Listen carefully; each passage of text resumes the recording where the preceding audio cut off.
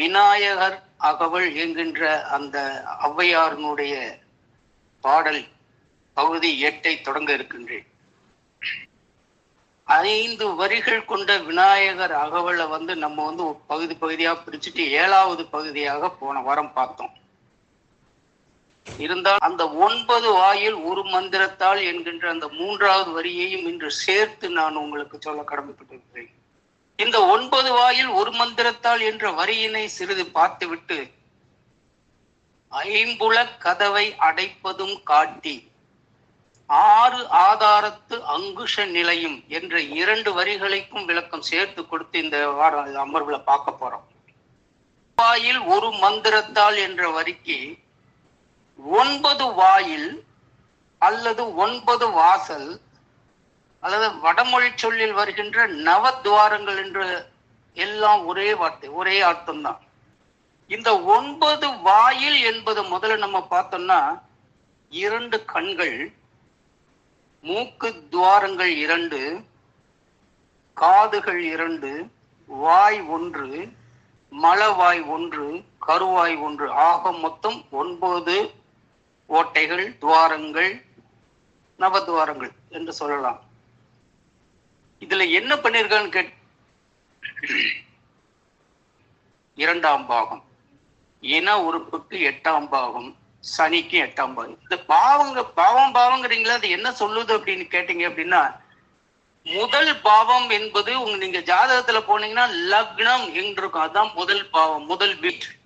அந்த கணம் பாவகணம் உயர் 9 துவாரங்களை ஜோதிடரியாக பிரிச்சுத்தான். ஏன் இந்த 9 வாயில அடைக்கணுங்குது நம்ம அவ்வை பிராட்டியார்? அது என்ன சொல்லுது? 9 வாயை ஒரு மந்திரத்தால் அடைக்கணுங்கிறாங்க. நல்லா கவனிச்சுங்க. அப்படி இந்த 9 வாயில ஒரு மந்திரத்தால் அடைத்தால், ஏன்னா இந்த 9 வாயில் வழியாக இருக்கும் பொழுதுதான், திறந்திருக்கும் பொழுதுதான், இதன் வழியாக உயிர்கள் போக வர உயிர் சக்திகள் இருக்கும் பொழுதுதான் ஐம்புலன்களை நாம் உபயோகிக்கின்ற அந்த அனுபவங்களை பெறுகின்ற தன்மை கிடைக்கின்றது. இப்ப இந்த 9 வாயில்களை நாம் அடைச்சிட்டோம்னு வைங்களேன், ஐம்புலன்கள் தன்னை போல அடங்கி விடுங்கிறாரு ஔவையார். அதனாலதான் என்ன பண்ணா 9 வாயிலையும் ஒரு மந்திரத்தால் அடைக்கணும். அது என்ன ஒரு மந்திரத்தால்? இங்கதான் பார்க்கணும் அழகான அந்த வார்த்தையை. அந்த ஒரு மந்திரம் என்பது ஒன்றுமில்லை, ஓம் என்ற ஒளிதான். இந்த ஓம் என்ற ஒளிதான் சித்தர்கள் சொல்லுவாங்கங்க. நீங்க நினைச்சு பாருங்க, ஓம் என்ற ஒளியினுடைய ஸ்தூல வடிவம் பிரபஞ்சம் அப்படிம்பாங்க. புரியுதா உங்களுக்கு இந்த வார்த்தை? ஓம் என்ற ஒளிக்கு எங்கெங்க ஸ்தூல வடிவம் கிடைக்கும்? ஒளியை பார்க்க முடியுமா? இப்ப ஸ்தூல உடம்பு அப்படின்னா நம்ம பாக்குறோம்.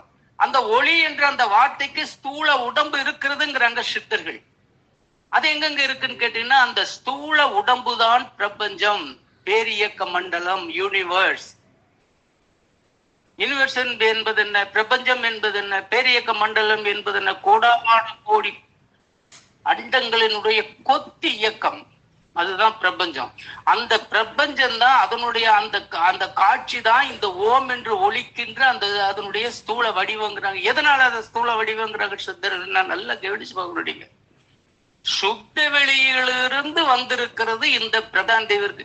அந்த சுத்த வெளியை குறிக்கக்கூடிய, அந்த தெய்வத்தை குறிக்கக்கூடிய ஓம் என்ற வார்த்தையோடு சாந்தி என்று சொல்லுவது தவமுடியில் மனதிற்கு அமைதி நிலவட்டும் என்று இதை நான் வைத்திருக்கிறேன். நாம் எல்லோரும் இப்படி செய்தால் இறையருளால் அமைதி பெறுவோம் என்பதே இதனுடைய பொருள். விருப்பப்படாதவர்கள் கூறாமல் விட்டு விடலாம். அப்படி செய்தால் அதில் ஒரு குறுகிய கண்ணோட்டம் ஏற்பட்டு உலக சமுதாயம் என்ற விரிந்த மனப்பான்மை போய்விடும். நான் சொல்லலைங்க, மகரிஷி சொல்லிட்டு இருக்காரு. கூடவே நம்ம தவ முறையில் ஒரே சீரான முறை, யூனிஃபார்மிட்டியும் போய்விடும். அதனால இந்த ஓம்ங்கிற வார்த்தையை இஷ்டப்பட்டா நீங்க செய்யலாம், இல்லைன்னா நீங்க விட்டுறலாங்கிறாரு. இந்த ஓம் என்னும் ஓரெழுத்து மந்திரத்தை எனக்கு, அதாவது ஔவையார் சொல்றாங்க, விளக்கி 9 வாயிலை அடக்கும் உபாயத்தை வெற்றி பெற்று சித்தி கொண்டால் உடல் உள்ளே ஞான ஆகாச ஒளி தோன்றும், அருள் அறிவு சித்திக்கும். அதனால் இந்த உபாயத்தை, இந்த ஓம் என்று சொல்லுகின்ற அந்த பிரணவ மந்திரத்தினுடைய உபாயத்தை எனக்கு சொல்லி, அதன் மூலமாக இந்த 9 வாயிலை எனக்கு அடைக்கும் அந்த உபாயத்தை சொல்லிக் கொடுங்கன்னு கேட்கிறாரு அவ்வை பிராட்டியார் விநாயகர் பெருமான்கிட்ட. அடுத்தது ஐம்புலன் கதவை அடைப்பதும் காட்டி. ஏற்கனவே நிறைய இடத்துல இந்த ஐம்புலன் வந்திருக்கு. ஐம்புலன் கதவுகளை திறப்பதால் தான் 9 வாயில்களில் உயிர் சக்தி போக வர உள்ளது காரணமாக அமைகிறது. நல்லா கவனிச்சு பாருங்க. ஐம்புலன்களை கதவை திறப்ப அந்த எப்பொழுதுமே பாருங்க, ஐம்புலன்களால் தான் நாம் இன்ப துன்பங்களை அனுபவிக்கிறோம் என்பதை மறந்துவிடக் கூடாது. அந்த ஐம்புலன்கள் வழியாக நம்மளுடைய உயிர் சக்தி வெளிப்பொருளோடு தொடர்பு கொள்ளும் பொழுது இன்ப துன்பங்களை இந்த உடல் அனுபவிக்கிறது. இந்த மகரிஷியினுடைய வரிகள். அப்ப இந்த 9 வாயில்களில் உயிர் சக்தி போவதற்கும் வருவதற்கும் துன்பமிட்டாலும் சரி வந்தாலும் சரி போக வர காரணமாக அமைந்துள்ளது. அப்படி நிகழாமல் இருக்க அந்த ஓரெழுத்து மந்திரத்தை தெரிவித்து விளக்க செய்ய வேண்டும் என்கிறார் அவை பிராட்டிங்கிறது நான் சொல்லிட்டேன். ஏற்கனவே சொல்லப்பட்ட இந்த வார்த்தை பாருங்க, ஏற்கனவே ஒரு தடவை சொல்லியிருக்காங்க. ஐம்புலன் தன்னை அடக்கும் உபாயம் இன்புற கருணையின் இனிதென கருளி. இது ஏற்கனவே 28, 29 வரியில வரும்னு நினைக்கிறேன். அந்த வார்த்தைகள் நம்ம பார்த்திருக்கோம். ஐம்புலன் தன்னை அடக்கும் உபாயம் இன்புற கருணையின் இனிதென கருளின்னு ஒரு வார்த்தை. ஒரு இரும்பு வச்சு ஒரு யானைக்கு மதம் பிடிச்சிருச்சுன்னு வைங்களேன், அந்த கண்ணா பின்னர் ஓடும் போது அந்த அங்குசன்னு ஒரு பெரிய நீளமா ஒரு இரும்பு கம்பி இருக்கும்.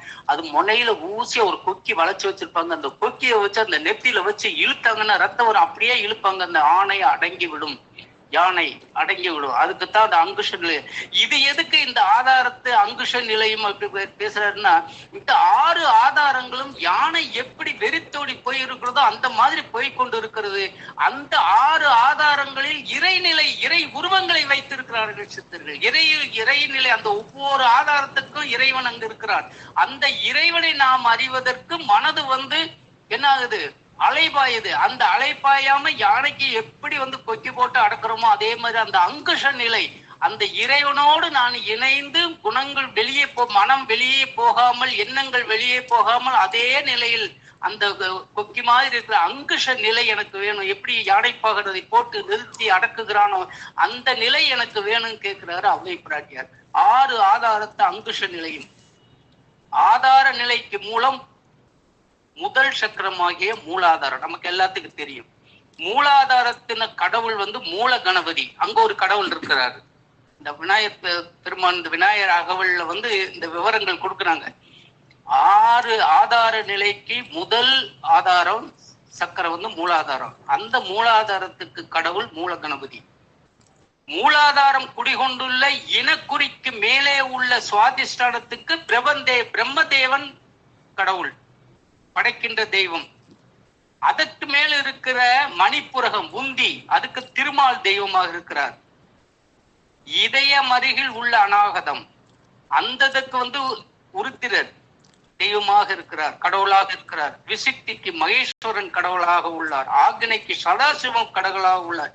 இந்த 6 ஆதாரங்களில் இருக்கின்ற அந்த கடவுளை நான் எப்பொழுதுமே நினைத்து கொண்டு என்னுடைய எண்ணங்கள் எங்கும் போகாதவாறு அங்குச நிலை, பாதுகாப்பான நிலை, அந்த நிலைகளை எங்கும் எண்ணங்கள் ஓடாமல் இருக்கின்ற, அந்த பாதுகாப்பாக இருக்கின்ற, அதை அடக்குகின்ற இந்த 5 வரிகள் இருக்கு இல்லையா, இந்த 5 வரிகளினுடைய பாடலுடைய மொத்த பத உரையை நம்ம பார்த்துருவோம். ஏன்னா இந்த 5 வரிகளை முடிக்க போறோம். 7வது பாடலை வரிகளை முடிக்க போறோம். அதனுடைய மொத்த பாடலினுடைய பத உரை 4 தளங்களான மனம், புத்தி, சித்தம், ஆங்காரம் அல்லது சைவ சித்தாந்தத்தில் சொல்லியபடி சாலோகம், சாமீபியம், சாரூபியம், சாயுச்சியம் என கிடைக்க அருள் செய்து, இந்த நிலைகளில் அருள் செய்து மும்மலங்கள் எனப்படும் ஆணவம், கண்மம், மாயை என நீக்கி மாயங்களினுடைய அஸ்திரங்களிலிருந்து தடுத்து என்னை ஆட்கொள்ள வேண்டும்.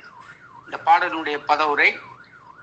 அடுத்து, உடலில் உள்ள 9 ஓட்டைகளை ஒரு மந்திரத்தால் சொல்லி ஐம்புலன் கதவுகளை அடைக்கின்ற அந்த உபதேசத்தையும் எனக்கு சொல்லி கொடுக்க வேண்டும்.